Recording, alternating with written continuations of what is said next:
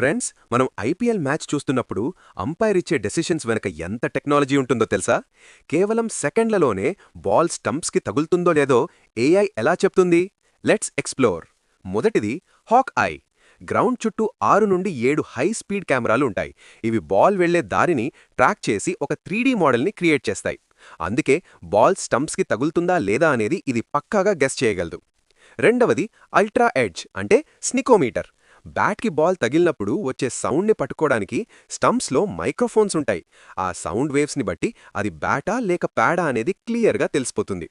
ఇక latest technology smart ball. Ball లోపల ఒక చిన్న సెన్సర్ చిప్ ఉంటుంది.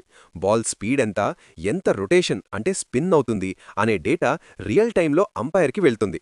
ఇది క్రికెట్నే మార్చేస్తోంది. చూశారుగా, ఒక వికెట్ వెనక ఇంత సాఫ్ట్వేర్ అండ్ హార్డ్వేర్ ఉంది. ఇలాంటి మరిన్ని ఇంట్రెస్టింగ్ టెక్ విషయాల కోసం మన టెక్ క్లబ్ ఇన్ తెలుగుని సబ్స్క్రైబ్ చేసుకోండి.